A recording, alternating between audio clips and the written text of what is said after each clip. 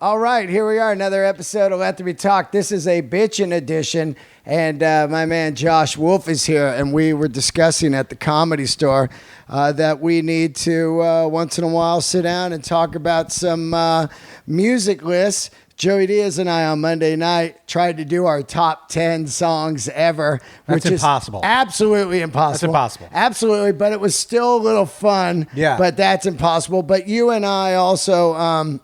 we've been talking for about a month.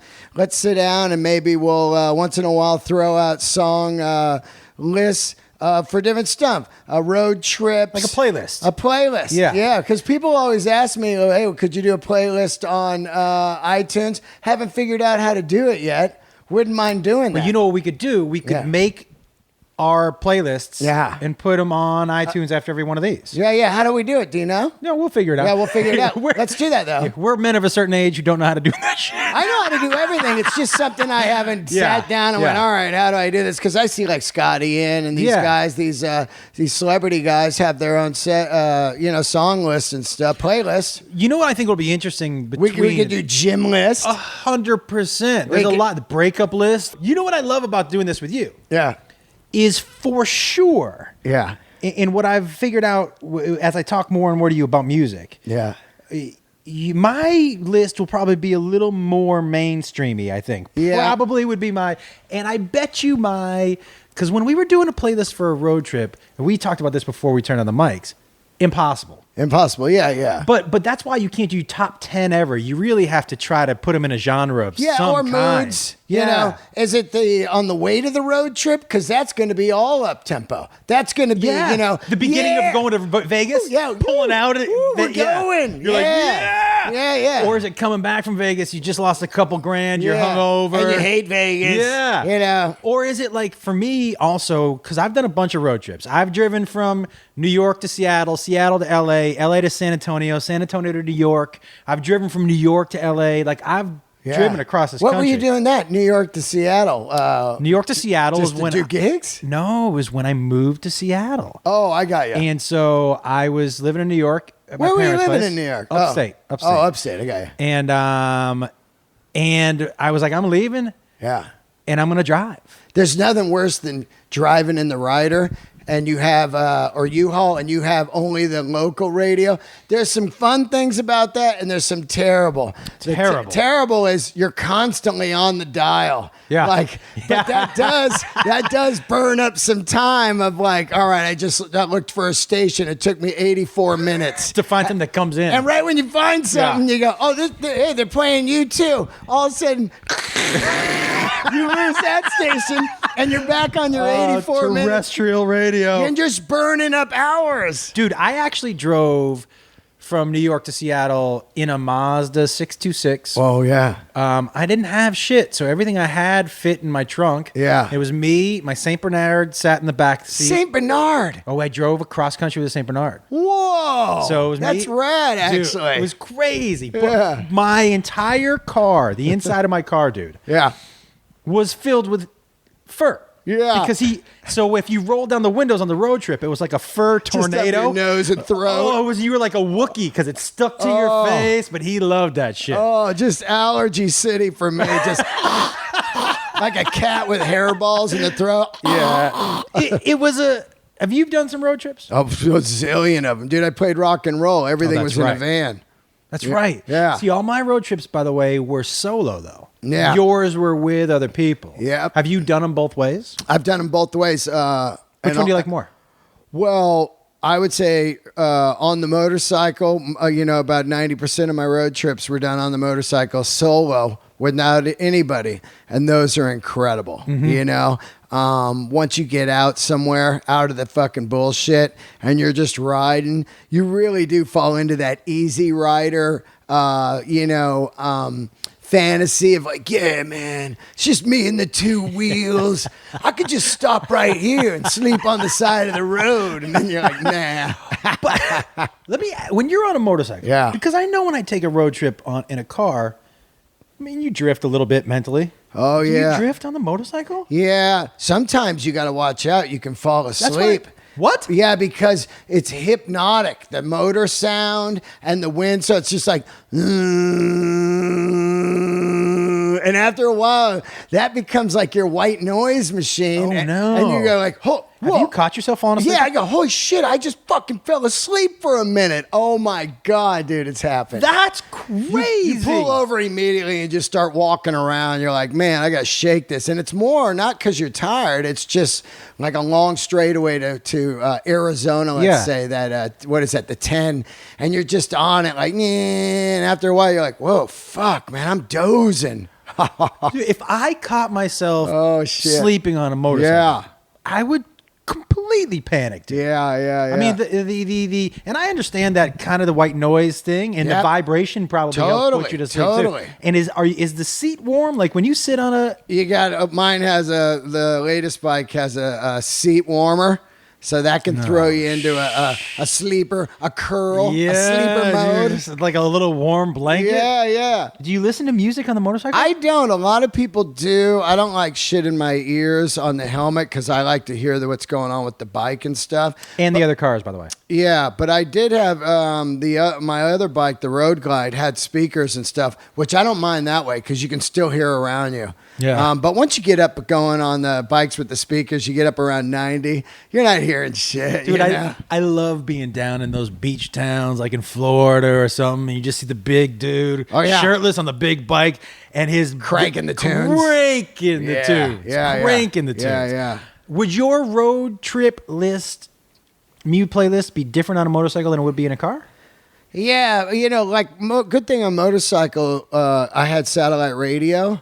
So I would pick a theme channel. Like, all right, I'm going to listen to the Bruce channel all the way. There's nothing like Bruce in a motorcycle. You're just like, 10th Avenue Freeze Out, motherfucker. That whole album. I told Joey on Monday on the Church of What's Happening. If you guys want to hear that, it's out now. But Born to Run. I've figured it out at 52 years old. Favorite record ever. For people, when I tell people that without a doubt, for me it's top 5 album without a doubt. And people are like, it's like 3 good songs. I'm like, you have not listened to that album. 3 good songs. That album, and for me, that album also, Who's Next is one of those albums for me where every song is just better than the last. Yeah. And Who's Next, because I'm a huge Who fan. Yeah, I know. Who's Next for me? I get chills just thinking about that album. There's so many moments in that album. Yeah. Just like really epic moments in songs. That's what a great album is. Everything about a great album is, the cover art, the sequencing. That's what's all missing now. Well, they don't do that shit, do they? Yeah. Well, I mean, it's all about a single now. Just trying to get a hot single going. Oh shit, this is on the radio. Who cares about anything else? But the sequencing. I mean, when you're making a record, and I've told this to people, it's like when you're doing a comedy special.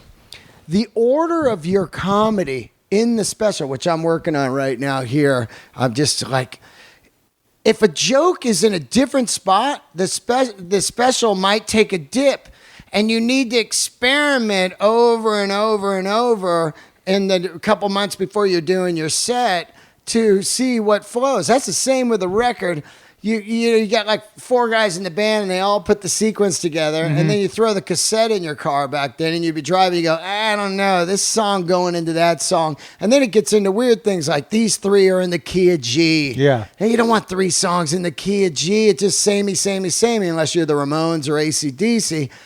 So now you're looking at keys, and then you're looking at do people tell, because this is what I like. I like albums that kind of tell a story in the order of which they decide to put their songs. Some do. Like one of my favorite records is Rolling Stones' Tattoo You.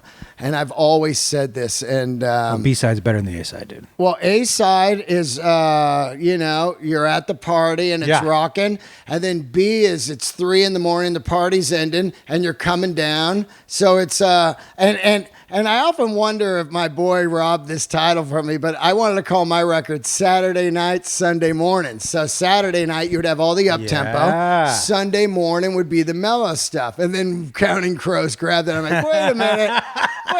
That guitar player also played with me. Worried About You is my favorite song on that album. Oh, mine, I love Worry About You, but mine is Tops. Gonna really? take Yeah. you to the top. To me, that album, that B-side, that what they consider to be the B-side album. Right. Fire. Killer. You know what else we were talking about the other day, my brothers and I, because we like to get high at my house and pull up YouTube videos of songs and talk about the album. Of course. But we started talking about the best debut albums ever. Oh, yeah, that's so hard, man. Yeah, and you know... I'm always fighting with people. Is it Van Halen 1? Is it Appetite for Destruction? both amazing. I know, right? Boston's first record, you know? Wasn't Outlandish D'Amour their first album? Yeah. So That had So Lonely, Yeah. Roxanne, Yeah. Born in the 50s. That album is a fucking killer. Yeah, you get it. I mean, that gets into, styles too. Yeah. You know what I mean? It's like, all right, Appetite was their first. Yeah. How about Montrose' first record with Bad Motor Scooter and Space Station Number 5 and Rock Candy and Make It Last? I mean, that's a fucking classic. The Cars' first record? Are you kidding me? That's a fucking... What was their first record? Oh, man. Let's see here. Hold on. Let me get this real quick because it's... I wanted to read you the tunes just so you fucking... Yeah. I'm trying to remember what their first album was. Okay, check it out. First of all, I was just recently listening to their greatest hits and I was laughing. The thing was fucking just fire. Here They you don't, go. by the way, they don't get enough credit. Not at all. Not at all. Do you consider them a punkish band? I think it's more new wave. It was kind of right there when new wave was just about to hit. But I also think that they're very much, to me, like a New York, even though they're not from New York, they're from Boston. But they definitely are like the trail end of like television and Talking Heads and all that stuff, you know. Mm-hmm. But look at this. Good Times Roll, My Best Friend's Girl, Just What I Needed. Ugh. Yeah. Wait. You're All I Got Tonight. That's not their greatest hits? No, right? Moving in stereo. You know what I mean? What? Look at this. Bye, love, bye. I love that song. That's a masterpiece record. Fuck you, Hall of Fame, for just putting him in now. That's first ballot Hall of Fame to me. That's crazy. So, Yeah. and why do you think this is? I talk to people about this all the time. You know, people's first albums Yeah. are generally really good, or first comedy albums. Yeah. because that's the one they've been working on for years. I say the opposite with comedy. With music, I definitely believe it's their point because they were working on these songs for years. I think with comedy, as the guy gets better, like his fourth record is the fucking one. I would let's agree look- with you, yeah. in the one exception, and for guys, Except for like Eddie Murphy. Right. You know what I mean? But that's a a unicorn. I think guys like Rogan and Burr and Yeah. Chappelle, All those guys. I think for them that is 100% true. Marin too? Yeah, but I think the danger for people now is that they're trying to keep up with those killers and being like, well, I'm going to put out an album every year too. I get it, but I'm talking about if you look at like some guy, like let's look at Burr's first special and then look at the last way couple. better. Yeah. Same with all those guys because the old thing, they find their voice. It's very rare where a band puts out a record deep into their career, which let's say the guys we just named, they're all 25 to 30 years into their comedy career. Find a band that puts out a record deep in their career. Recently, a couple have happened. Primus, the new record, I'm fucking blown away. 30 years in, this record is fire. And then also recently, I was like, I can't believe how great this record is. Who was it? They put out a record that's deep in their career. Oh, that last AC/DC record. Oh, I didn't listen to that. Oh, man. I was like stunned. Like, whoa, this record's great. Deep out. What was that Def Leppard album? High and Dry. I'm going to have to, because the last time we talked, you were like, have you listened to early Def Leppard? And I said, I don't think so. You said you have to. Yeah. And I took because the reason I'm obviously going to do that, because the last time we had a talk like this where you were talking to me about AC/DC and you said, have you ever heard Let There Be Rock? And I said, no. Yeah, and you said, go listen to that album. It's my favorite album of theirs. It's Crusher. I mean, it's not, Back in Black is the hit. Yeah. But Let There Be Rock.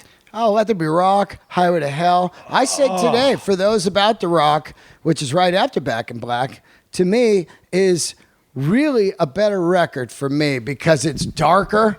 You know, I love Back in Black, don't get me wrong. But some of those tunes like Shook Me All Night Long, and those are kind of like radio tunes. And then the next record is super dark, and people only listen to those about to rock that song. But there's like Spellbound, so good. Night of the Long Knives, all this shit on there. You're like, whoa, listen to this stuff. Let There Be Rock in Back in Black, if you took the voice away, and just played the music, I would be like, oh, these aren't the same bands. Oh, yeah. Well, that Let There Be Rock was definitely inspired by punk rock. Too, yeah, right? It's grittier. Super up-tempo. And a different producer and not a lot of money back then. Once you get in Highway to Hell, Mutt Lange does the record, and they start to get money. That's Atlantic Records, a bigger deal. Now they're in the studio longer. They got better producer, better engineer, better tape, everything, better instruments, or not necessarily better instruments. More cooks in the kitchen when it comes to Back in Black? Just more time, man, to polish it. Yeah, like to mix it and stuff. That's where the record gets fucking really can change. It's like a movie when you edit it. Yeah. You could see 5 movies on the same movie, all from different edits. Yeah. Right? You know what I mean? By the way, my wife's movie comes out January 19th. Yeah, rad. Give it a pump because this will be out tomorrow. January 19th,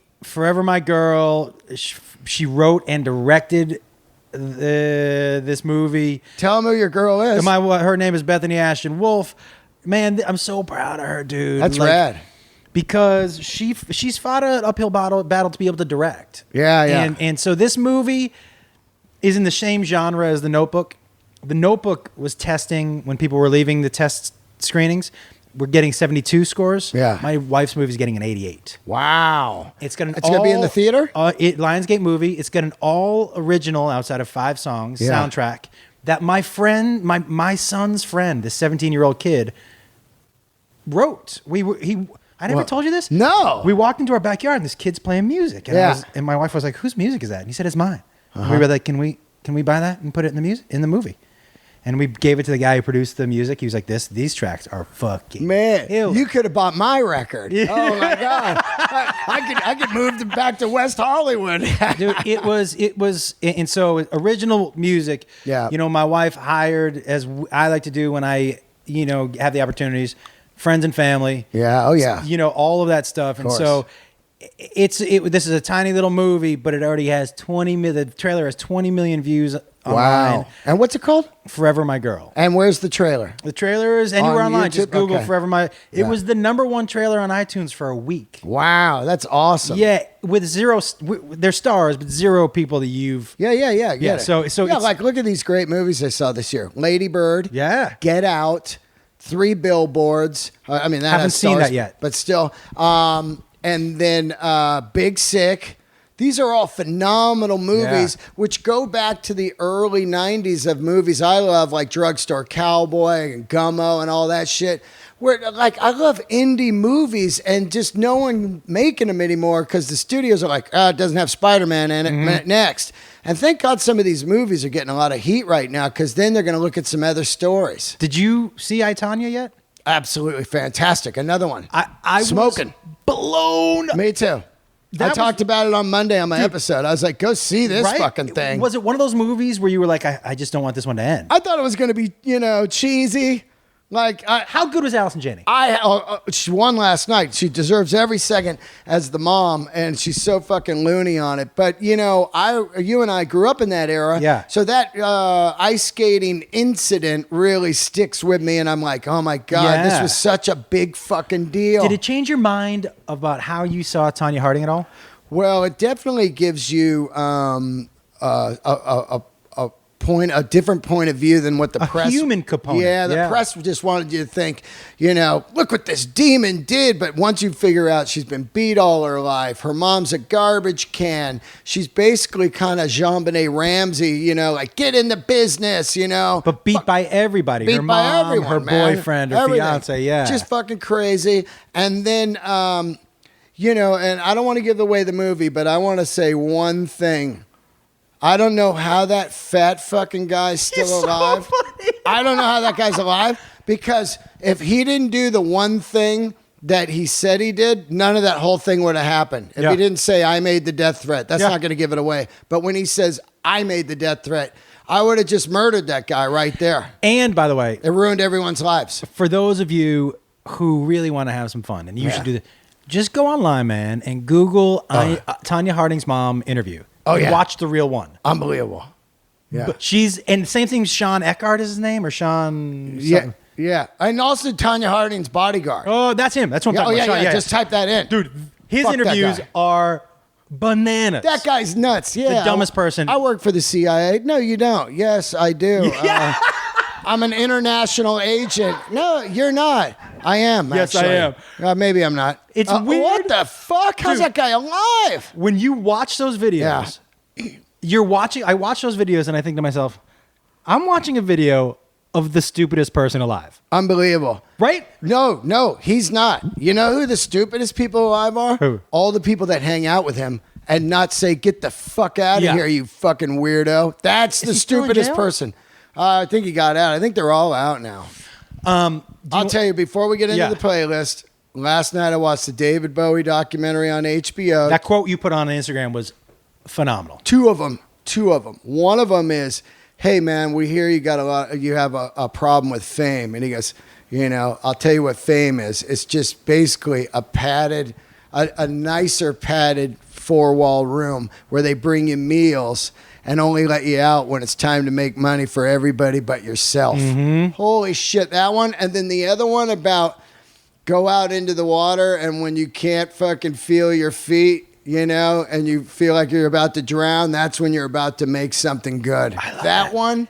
Oh, shit. What got me, when he said that, when you can't feel the ground, and you feel like he said something magical is going to happen. That, again, gave me goosebumps because I was like, that's it. Yeah. That you have to have the confidence and the kind of, okay, I'm just going to let go to make something magical happen. Those two, I recorded them and I put them into my phone.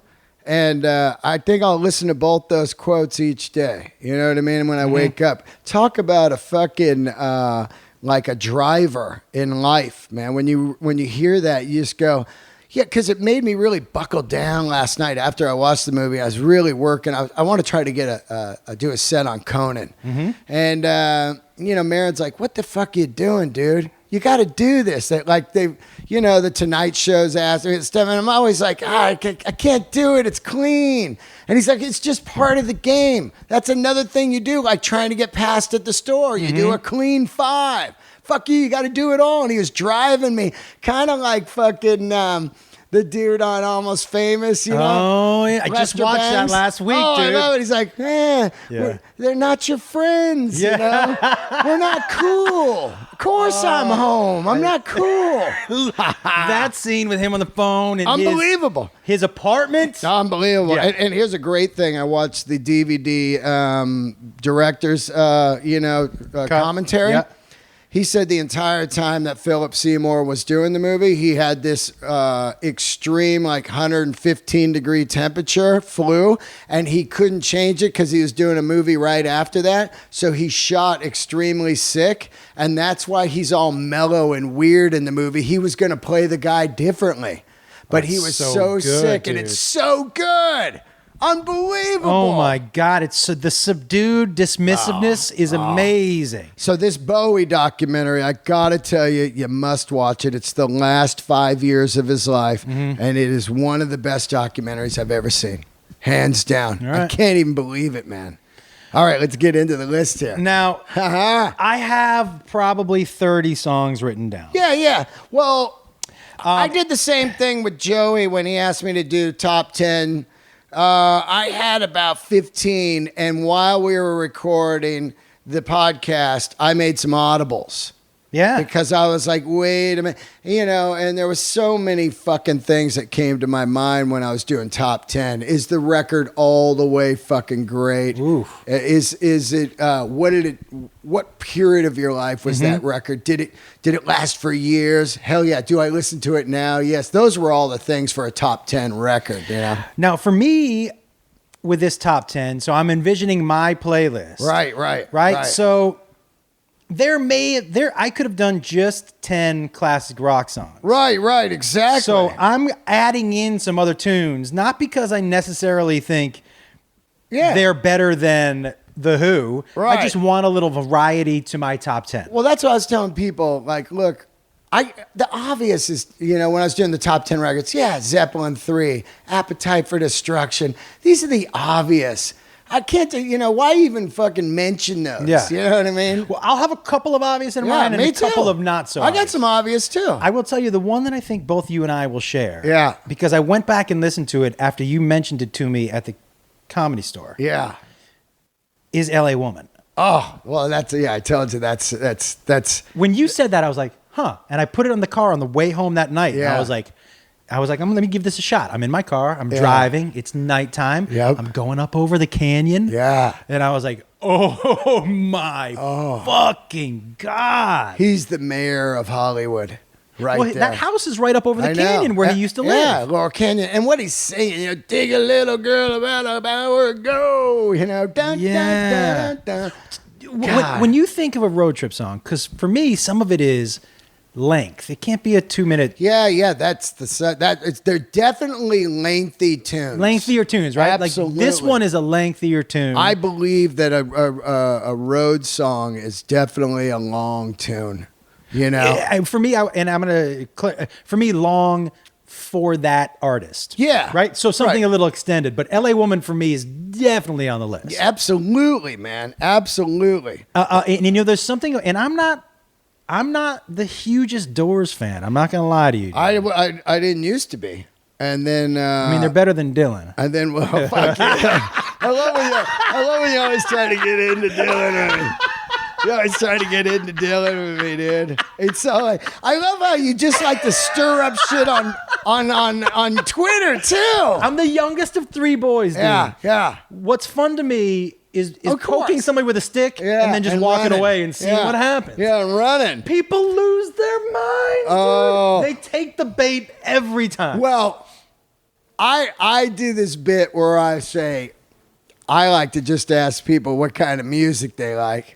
And if they just say, whatever, I know not to waste my time with them. You know what I mean? Yeah. Because they're just going to be a surface conversation. But if I say, hey, what kind of music you like? And the guy goes, dude, Dylan Desire. I go, well, this fucking guy doesn't know anything about music. What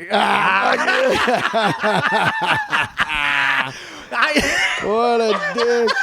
What a dick you are. What are you going to throw on there for the list? What are you going to throw on? Okay. My number 10 now, I always say that I absolutely love this woman, and she changed my life later on in life when I was starting to play guitar, which was like in 96 or 7, I forget, was Lucinda Williams. And she's got a record called Car Wheels on the Gravel Road. And the song Car Wheels on a Gravel Road is definitely just a crazy road song, So I'm in Seattle. Yeah. And I'm at a bar. And in walks this woman and this dude. And they sit down. We start talking. And I'm like, this lady is so bizarre. Yeah, right? She's so crazy. And she goes to the bathroom, and the guy who's with her, he's like, do you know who that is? And I'm like, no. He goes, that's Lucinda Williams. Oh. He said, our bus is parked right outside the bar. We're playing in town. Wow. So we come back, and I continue to have this conversation with this woman. And she's about the most out there person I've ever met. Absolutely. But I leave with, hey, we're having a party at my house in Los Angeles. Oh, yeah. Next week when we're back, do you and your wife want to come? And I was like, fuck yeah. Oh, absolutely. Let's see who goes to the party at Lucinda Williams. Yeah.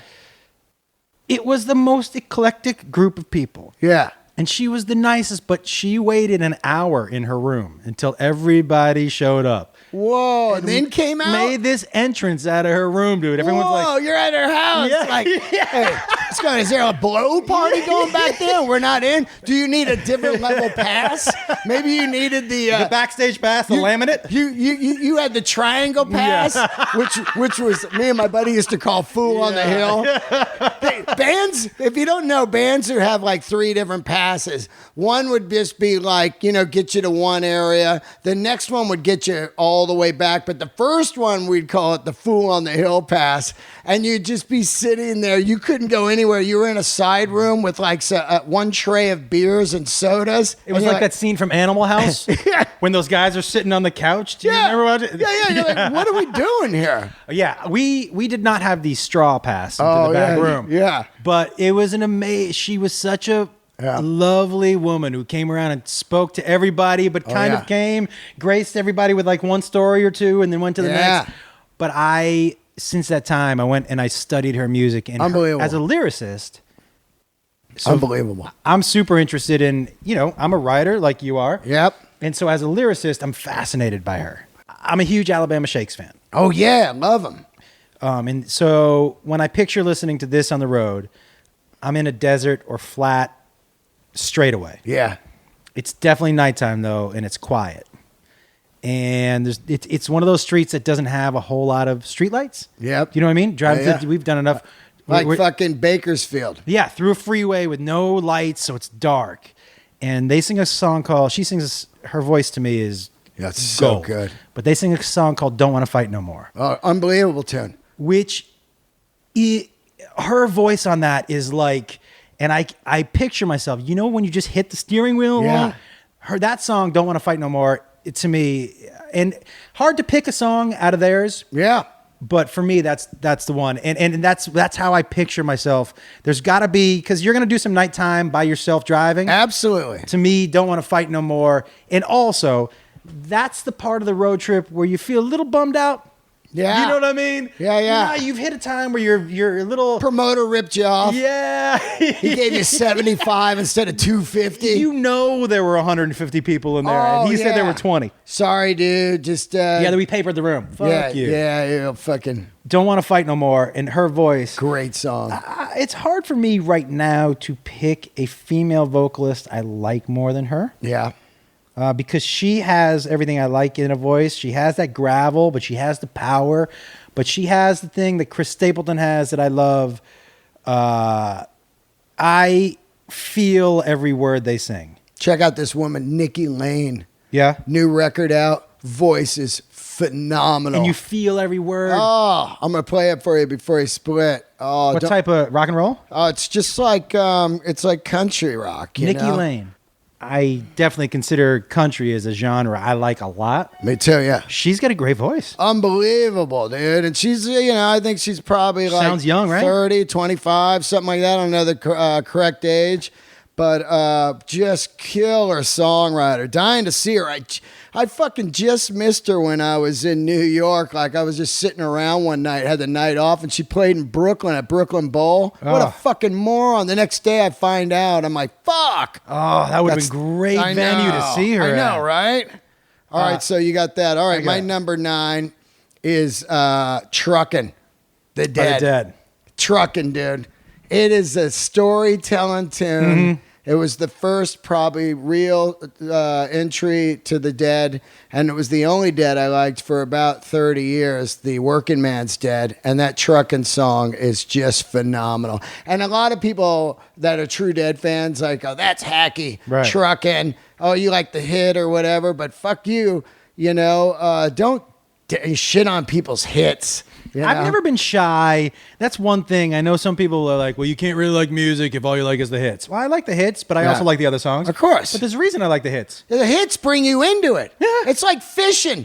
It's like you grab the first fish, and when you were reeling it in, a big-ass shark jabbed onto the fish, and you're like, whoa. Yeah, I'm going to get both of those. That's exactly what happens with trucking. Yeah, and there's nothing wrong with hits, guys. Yeah. There's nothing wrong with it. I don't like the people that are just only in hits, but never dig deep into a record. Yep. Like, I'll play a record that the hit was on, and they'll be like, who's this? And I'm like, oh, it's that fucking band you love the hit from. You didn't listen to the rest of it? They're called the Black Crows. Yeah. It's called Sometimes Salvation. She Talks to Angels is the one I like. That's their worst album. Yeah, absolutely. I think so. It's their most it's the one they probably sold the most album. Yeah, but it's just like, it just sounds like a bunch of people, and it's not them. I told you Curse Diamond to me is my favorite song of theirs. He's another guy that on that album, you can feel every painful lyric he's spitting at you. Fire. But those are the guys when you can feel their sadness or their happiness through the speakers. It doesn't matter what type of genre it is. Yeah. If you're putting that out through, I'm listening. That's what makes a great comedy bit too. When you hear it and you go, oh, I'm feeling this guy. This shit is real right here. Like when you're telling that story about going to Old Chella, I just go like, "Oh, that shit's real." All that right there. Yeah, I know. Yeah, that's 100%. You can't write this shit. Nope. You know what I mean? Nope. I will tell you that's the one thing about in that I'm putting the finishing touches on the special I just shot in Boise. Yeah, I can't wait to see it. But that's what that is, man. They're all true stories about. Did you do that one on the special? Nope. Oh, what are you saving that for? My next special. That thing murders. Dude, this special was one giant story. Oh, that's right. You told me that. I wanted to try something a little different. I love that, man. That's so fucking hard to do. You know what? It was interesting, Dean, and this was such a great lesson. Such a great lesson for me as an artist. I was sitting there, and people who know my act and the material I have, they were like, well, this joke is better than the one you put in the special. Yeah. And I was like, you know what, though? It can't always be about killing. Yeah. Somebody asked me that today on Twitter. Sometimes it's about telling the story. Yeah. And so in peaks and valleys. Rollins style. It can't be your special can't be at a 10 the entire time. That's why I'm re-recording my record. Because it was so fire that when I listened to it in Denver, I did it at the Comedy Works. When I listened to it, I was like, oh, this is just like, there's no dynamics here. Mm-hmm. It's just a fucking hammer in the face. That's cool for like 10 minutes. Yeah. But not fucking 45. That's what when I was telling this story, and the story is basically, I begin the set in the same story as I end it with. Yeah. And it's about my son when he was 14. Oh, yeah. You guys are going to fight. Challenging me to a fight. I love that. I love the premise. Yeah. Every man gets froggy with their dad. You know what I mean? Yeah. So, but I would go through and I was like, okay, well, this story is definitely funnier, but it doesn't fit the thread. It doesn't push the story. I'm not only trying to be funny, which the set is definitely funny, but I'm also trying to tell a story. And as somebody who writes scripts, my friend was like, look at this like you would write a script.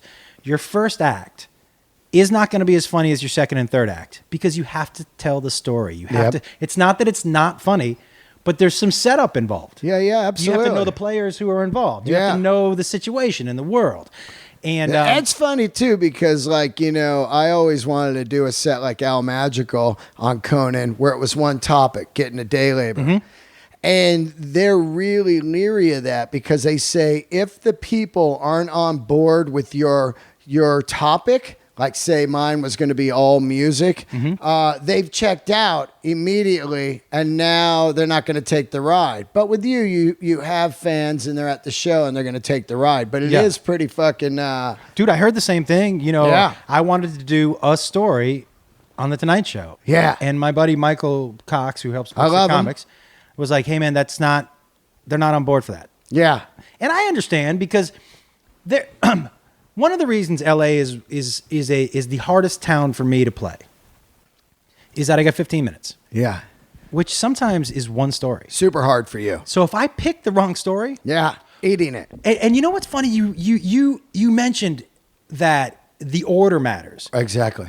There are jokes that I tell at the end of my set that I've tried at the beginning of the set that don't work. But at the end of the set, they're killers. Once they trust you. Know me. And once they trust you, like if you open with a really hardcore joke, they're out if they're not into that. Mm-hmm. But if you open with a couple dangling things and they start laughing and now they trust you, you can say anything you want. And they're like on board. Yeah. They're like, I love this guy.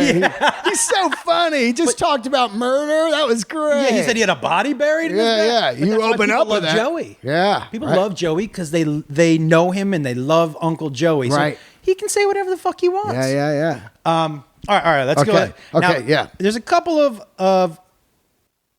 I wanted a couple of things to be represented, right? On the list. I was like, how can I have a list without a Black Crowes song? Right. But then again, how can I have a list without a Beatles song? Yeah. So I did want to pick a Beatles song. And for me, my Beatles driving song is a song called I've Got a Feeling. Oh, great. It's not a really well-known Beatles tune. Yeah. But I love the later Beatles, the experimental. Yeah, me too. Only the drug Beatles. Yeah.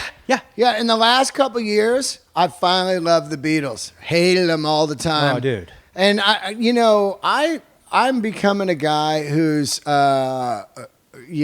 digging into stuff that I think was I just let fly by, like that ain't rock, Right. You know what I mean? Like, or that's fucking old timer rock or Right. whatever. To me, it's this and that, and then I wasn't boxed in like that, but I was like, of course I listened to Prince, Michael Jackson, Earth, Wind and Fire, all that. I wasn't boxed in, but to me, everybody was Beatles are the greatest ever, and I was like, I don't know, Zeppelin, dude, is around, you know? And now I'm like, oh, well, the amount of records they put out in 6 fucking years or whatever, The amount of records from 63 to 70, the amount of hits off of those records. Yeah.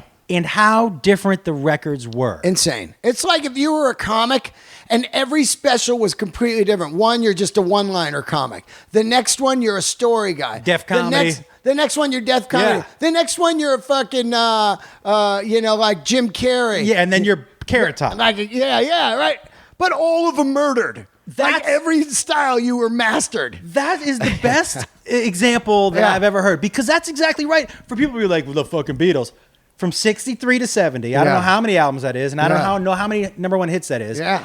But I do know that their sound changed dramatically from year to year, and they were crushing it. What's cool, too, is like drugs were so new then. Yeah. So everything's new. It's like drugs, multi-track recording, and crazy instruments, mellotrons and stuff, all that, reverse recording. Everything was new. Everything. So experimenting was actually experimenting. It's like I always say, you could never do a Andy Kaufman now. No. Because you'd go like, oh, this guy's just doing Andy. It's the same when you try to do like a great Beatles-style record with stacked harmonies, like a Jellyfish record, one of my favorite Spilt Milk ever. But people are like, this is fucking just being the Beatles. But they just cast it off, Well, sometimes you also can't help it. Look, you can't help what's Greta Van Fleet. Yeah. They can't help that Zeppelin came before them. Right, yeah.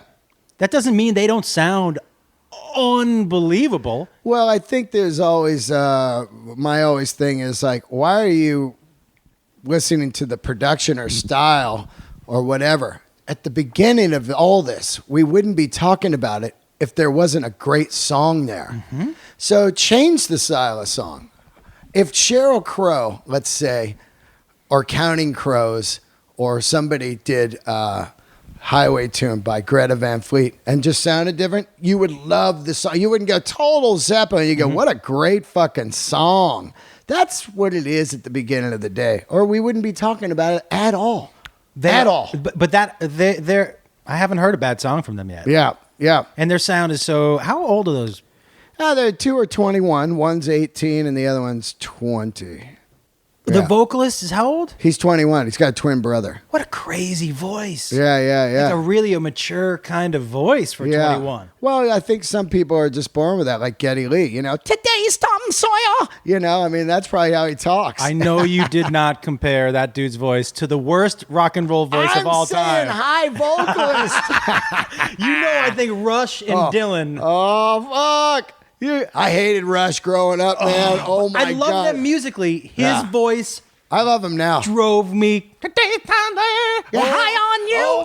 Spicy invasion, get by on you. My roommate in college was a huge Rush fan, and our rule was that we would alternate songs. Yeah. And he only played Rush. Oh, fuck yeah. He should have played Rush and Dylan just so you committed suicide. I would have done it, dude. All right, so what did you have? I did I've got a feeling by the Beatles. Oh, yeah, okay. All right, yeah. So my next one up is Working for MCA by Skinner. Yep. It's on the Live Road record. So, Skinner. Yeah, of course. We're Skinner freaks. Huge. We did Skinner when we were in Chicago, you and I together. But this story, to me, road songs tell stories too. $95 coming down on you. Yep. Working for MCA is just all about fucking getting a record deal and not getting ripped off and shit. And it's I love storytelling songs for road, like LA Woman. I was so close, and I have both these written down here. Yeah. Tuesday's Gone, or Simple Man. Yeah. Because as far as ballads go, both incredible. Tuesday's gone with the wind. Oh, Look at that lyric. Come on. You know he wrote that down on a napkin one day. Actually, he said he never wrote any lyrics down, which I don't know if it's true, but if like he had a photographic memory and he'd just come in and go, I got the song, and he'd just fucking, wow. You know, for me, one of my favorite Skynyrd songs is maybe a song most people haven't heard of. It's called Was I Right or Wrong? Right. It's a song about a dude who wants to play guitar, and his parents never believe in him. And he moves away to show them, I know I'm going to be great. Yeah. And he hits big, and he comes back to show his parents that he's hit big in the small town that he came from. And both of his parents are dead. Wow. And he has to ask himself, was I right or wrong for leaving? Yeah. Because I was lost, I found myself, now I'm back, and now I'm lost again because you guys are dead. Yeah. Dude, it's a great song and I love a great story. But okay, and I wasn't sure if I was going to put them on. Yep. But since you threw one on, I'm gonna put my one country song on. Yeah.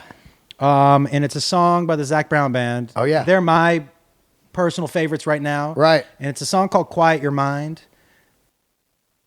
It's a great road trip song, and it is about exactly what the title says. Right. Which is the entire idea of the song is quiet your mind and enjoy the ride. You only get one. Yeah.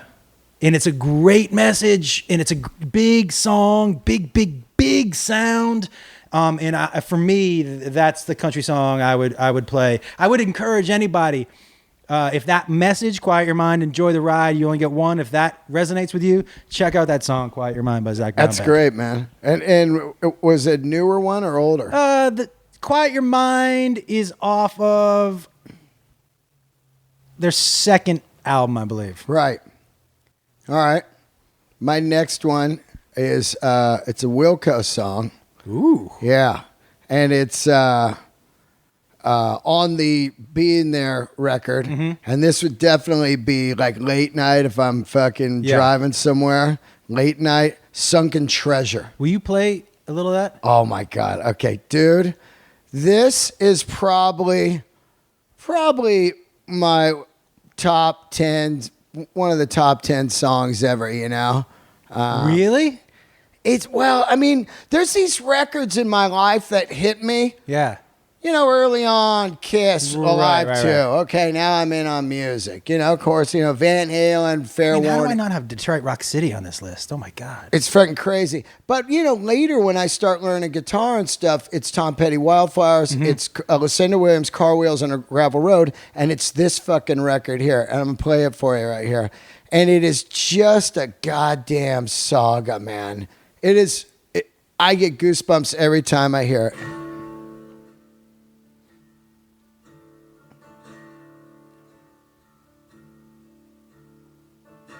$1996, right when I'm learning to play guitar. Yeah.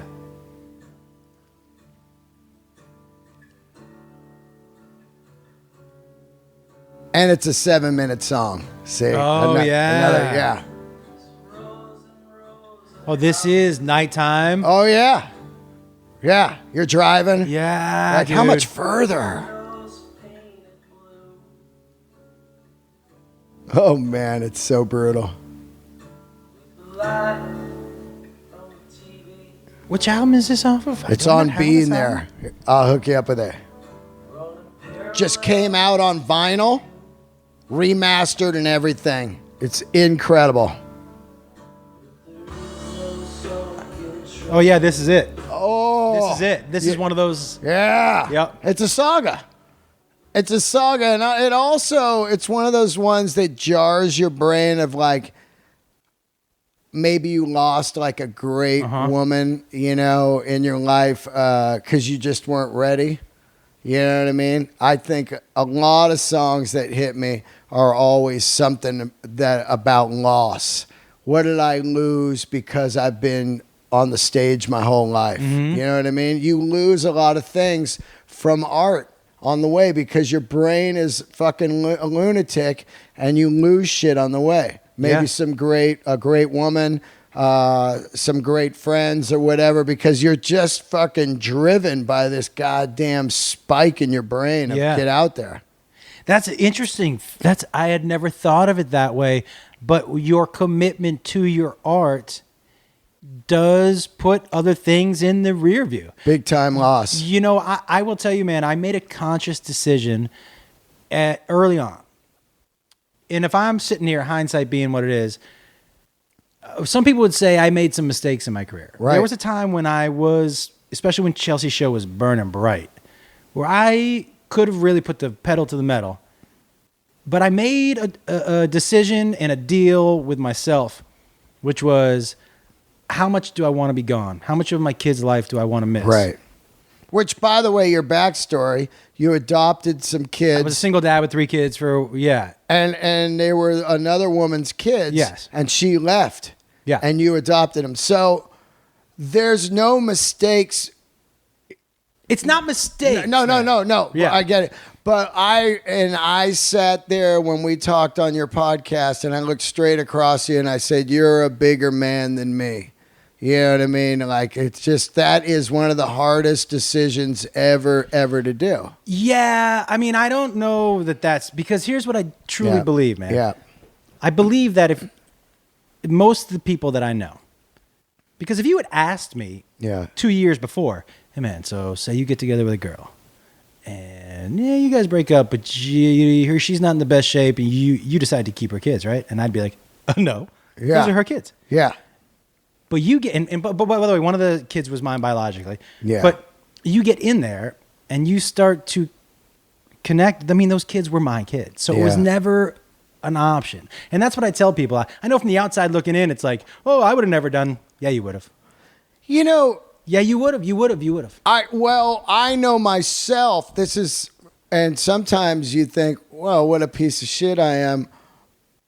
But I wouldn't have got myself into that situation because I know that I'm not going. This is why I'm single forever now, because I don't want to bring anybody into this lunacy of complete blinders on, horse blinders, where I don't see anything but forward. And forward is straight to the stage, especially in the last 8 years again. There was a pocket where you could have grabbed me selling Harleys, and I started to drift into that. Like, if a woman comes around right now and she's a good woman, it's going to be over with for me. I did it 25 years of music. Now, okay. And man, there's a reason that didn't happen. I believe in everything for a reason. That same reason I got that job selling motorcycles. The same reason the Tarantino people came to that motorcycle shop. And the same reason I started doing, you know what I mean? It's like some fucking weird maps laid out.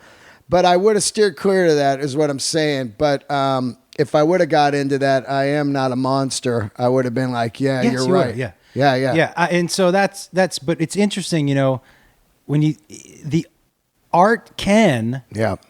It's like a drug addict. Yeah. It's like a drug habit. Yeah. You know, when you have fierce addiction, you lose friends and everything because they're like, they stop calling you to come over to parties or whatever.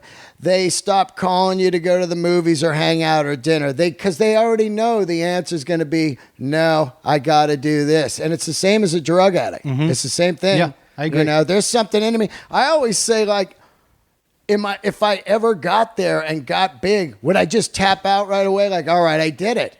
I can get out now. You know what's interesting? So for me, my dream growing up always was to have a talk show. Yeah. And have the talk show called The Josh Wolf Show. Yeah. And that happened. And it was such an interesting moment, Dean, where I turned to my wife and I go, now what? I really have had my head down going for this exact thing. And now what? Yep.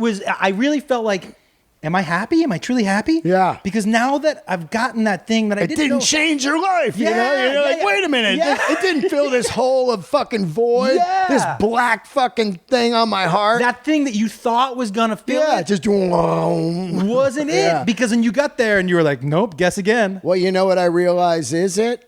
Doing it the whole time. Yeah. That's what I realize now. That's what it is. But you love to create, man. I do. That's the problem. When I was selling Harleys, I sunk into a deep depression. Boy. No, listen. You love to create. And so for people like you and me, the idea of doing the same thing every day behind a desk or selling the same car Couldn't do it. No, you'll end up drinking or drugging or something bad because it's just not. I sold cars for 2 weeks. Yeah. I was the worst. You would think when he hired me, he was like, dude, you're going to sell so many cars. Yeah. But I didn't give a fuck.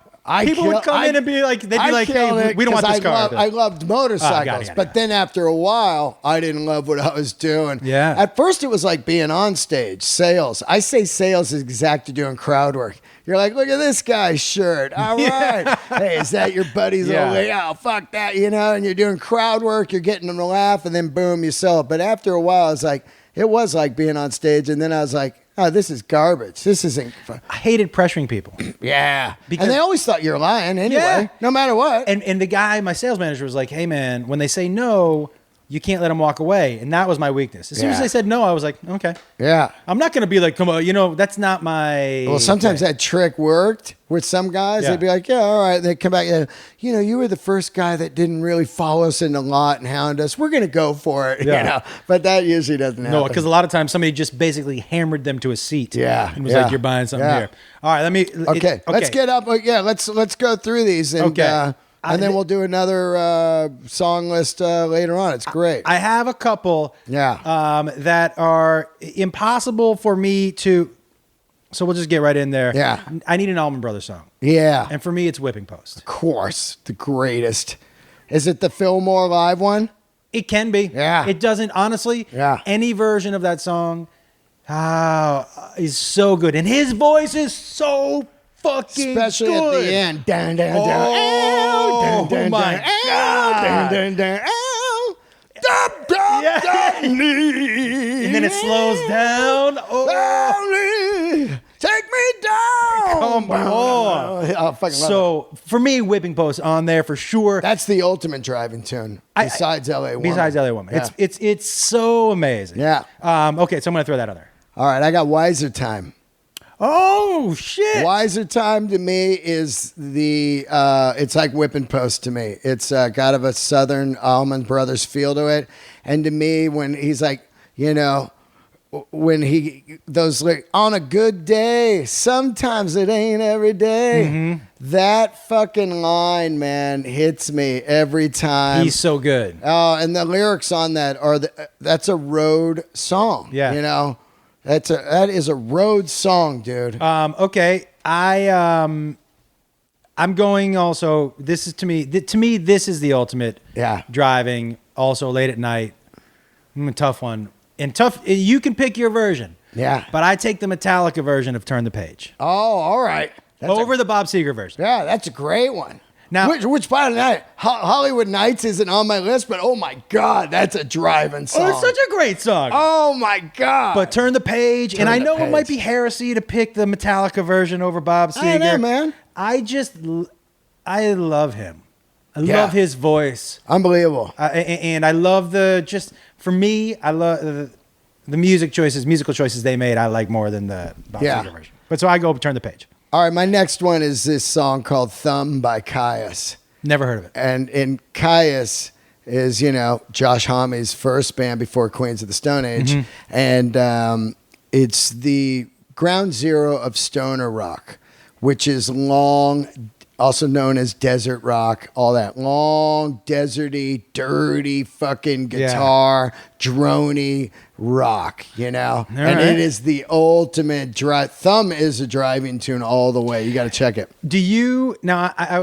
For me, I felt like I needed one song that was kind of poppy for me, all right. and I needed one hip hoppy song. Yeah, oh yeah. So I'm going to give you both of those right now. Okay.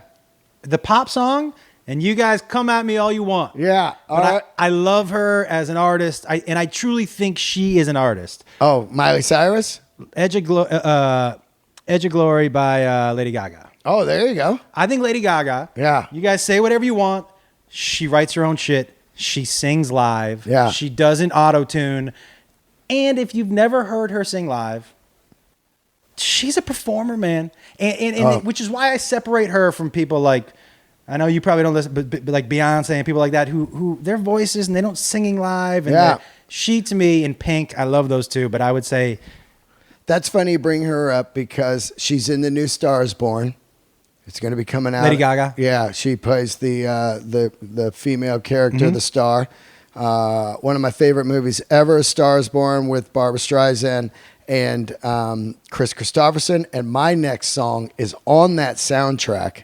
And it's called Watch Closely Now. And it's Christopherson. And it kicks off the soundtrack. He's so good, dude. Oh, and this tune is underrated, man. It's so great. It kicks off the soundtrack. And it kicks off the movie also, you know. It's just killer, man. And I just love this whole soundtrack, but that song, man, it's like, watch closely now. Now, what number are we on, just so I know how to... We got, what, 3 left, I think? Oh, shit. Right? 3 or 4? Maybe 4. 4. 4? Yeah, because let's see, I did Truckin' 1. I did Working for MCA 2, Car Wheels 3, Thumb 4, Wiser Time 5, and then I guess we got 5 more. Oh, shoo. I'm going Guerrilla Radio by Rage Against the Machine. Oh man, what a tune! Oh, the opening. When that comes on like KLOS, I'm always punching the gas.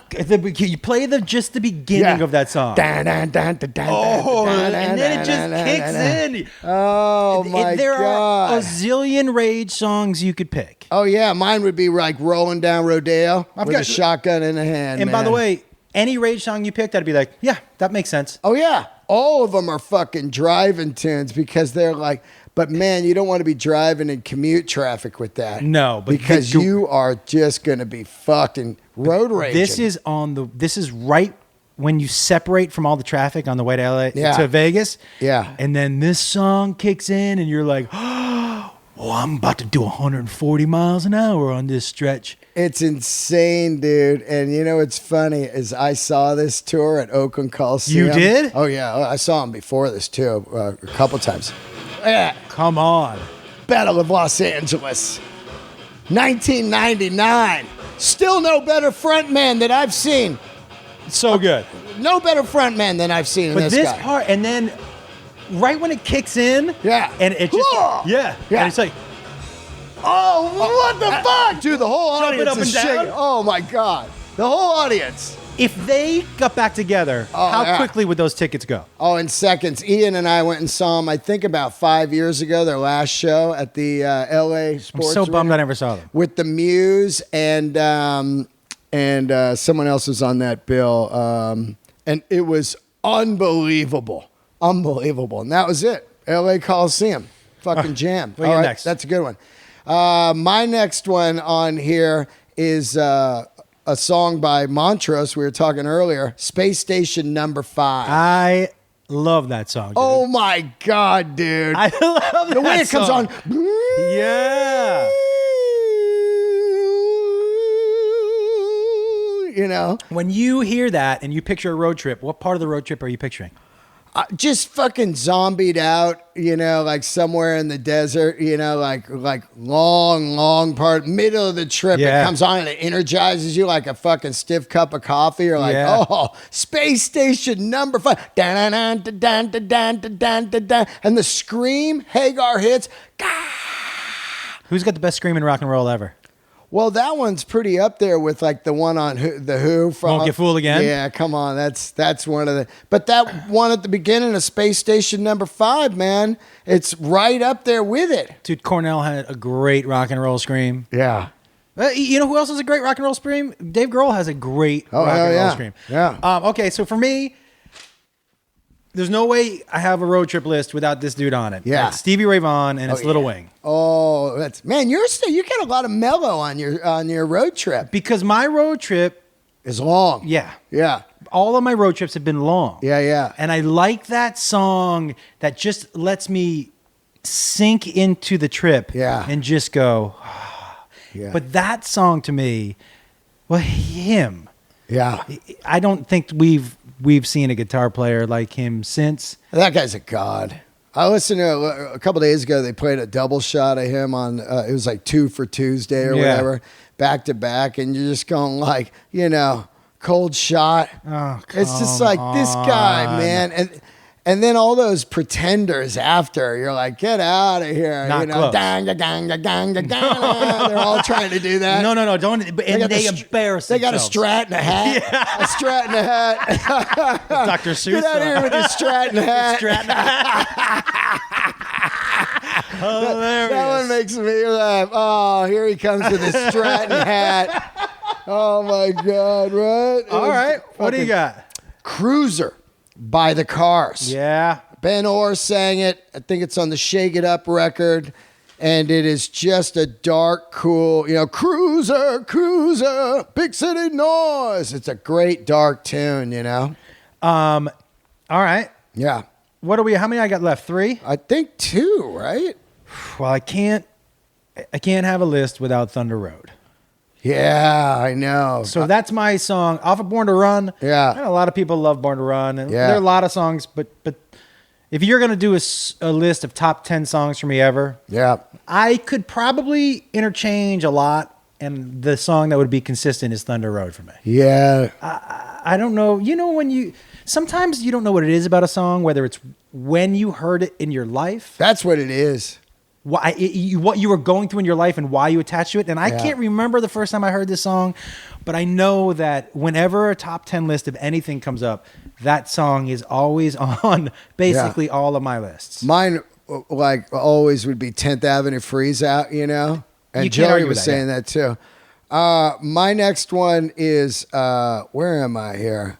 My next song is, this is off the Afghan Wigs Gentleman record, and it's called Fountain in Fairfax. Never heard it, but I'm going to look at that up. I got to play that for you. Fountain in Fairfax. It's just a saga about fucking coming off dope, and you got to have one of those Yeah, tunes dude. in your fucking list. Dope tunes. All right, so for me, I'm just going to read to you the other ones I had written down. I'm going to tell you.